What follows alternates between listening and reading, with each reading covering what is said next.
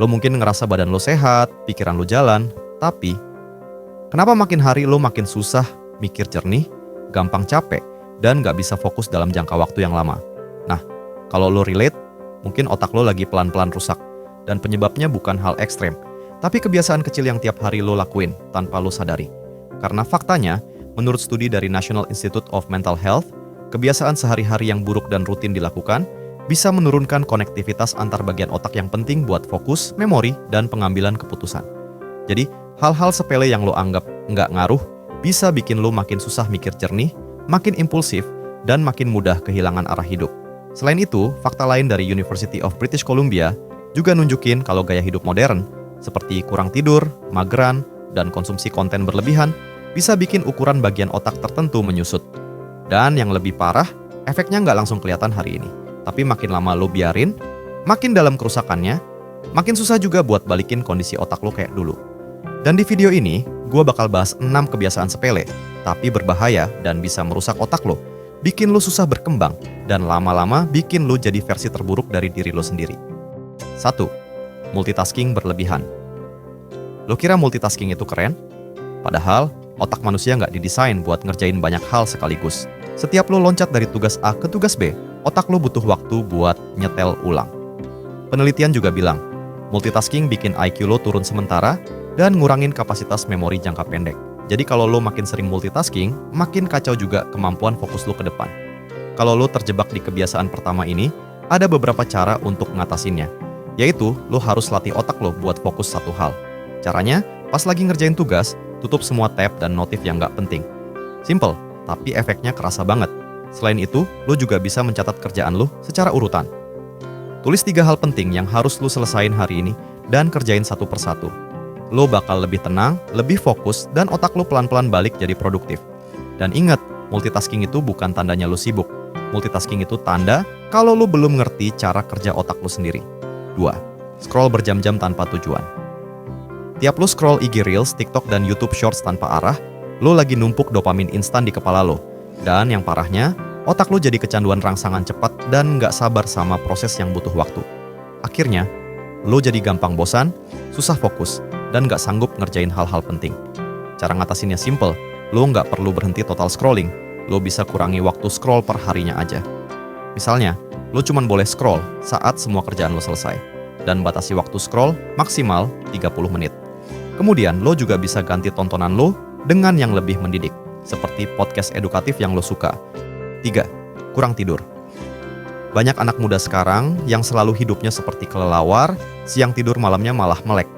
Dan lo yang suka begadang tiap malam demi maraton series atau scroll sampai subuh, hati-hati. Karena kurang tidur itu racun buat otak lo.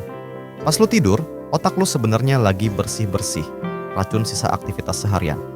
Kalau lo kurang tidur, racun itu numpuk, yang bikin lo gampang lupa dan susah mikir. Dan kalau lo biarin begitu saja, otak akan rusak semakin parah. Jadi, gimana cara ngatasinnya? Nah, kalau lo beneran mau mulai nyehatin otak, langkah pertama yang simple tapi ngaruh banget adalah hindarin layar 1 jam sebelum tidur. Gue tahu ini nggak gampang, apalagi buat lo yang udah kebiasaan scroll sebelum tidur.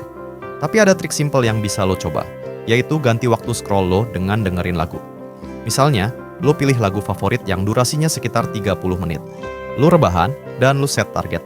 Oke, gue dengerin lagu ini 2 kali, abis itu gue tidur. Emang sih, secara teknis itu belum 1 jam bebas layar, tapi setidaknya lo udah mulai ngelepas layar dan ngasih waktu buat otak lo tenang.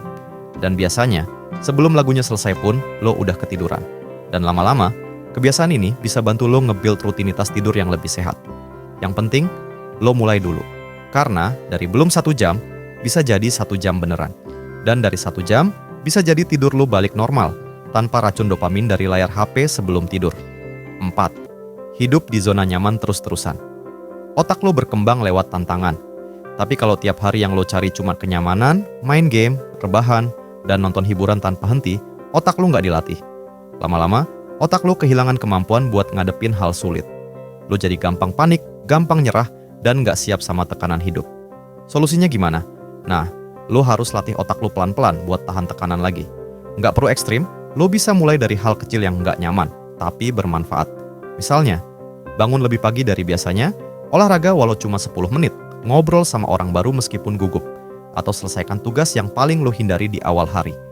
Intinya, kasih tantangan kecil yang bisa lo menangkan tiap hari. Bukan buat jadi sempurna, tapi buat melatih otot otak lo biar siap sama tekanan hidup. Karena kalau lo terus-terusan hidup di zona nyaman, suatu hari nanti lo bakal kaget saat hidup lo mulai keras dan otak lo udah nggak punya daya buat ngadepinnya. Kelima, jarang ngobrol atau sosialisasi. Percaya nggak, ngobrol itu latihan buat otak. Tiap lo diskusi, debat, atau sekadar tukar cerita, bagian otak lo yang ngatur memori, emosi, dan logika ikut aktif. Tapi kalau lo terlalu sering menyendiri, antisosial, dan hidup di kepala lo sendiri, otak lo kehilangan stimulus sosial. Dan ini bisa bikin lo gampang stres, overthinking, bahkan depresi. Yang lebih serem, riset dari Harvard nunjukin kalau isolasi sosial dalam jangka panjang bisa ngebuat penurunan fungsi kognitif lebih cepat. Terus gimana cara ngatasinnya? Lo nggak perlu langsung jadi ekstrovert dan ngobrol ke semua orang. Tapi lo bisa mulai dari yang kecil. Balas chat temen lo yang udah lama nggak lo bales, ajak ngobrol orang rumah. Bukan cuma basa-basi, tapi beneran dengerin mereka cerita. Ikut komunitas kecil, bisa online atau offline, yang sesuai minat lo. Entah itu hobi, belajar, atau diskusi. Pelan-pelan, lo bangun lagi koneksi sosial lo.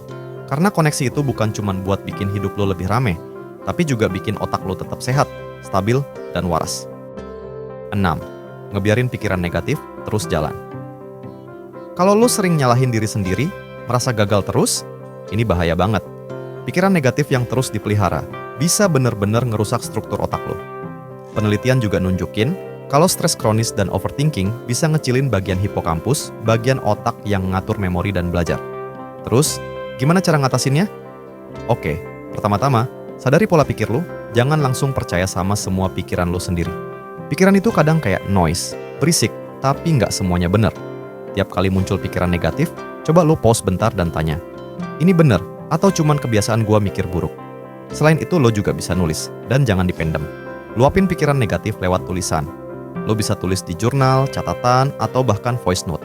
Pas lo tulis, lo jadi bisa ngelihat lebih objektif dan ngerasa lebih lega. Ini bantu ngurangin tekanan di otak lo. Dan inget bro, lo bukan pikiran negatif lo. Dan lo punya pilihan buat bangun ulang otak lo pelan-pelan.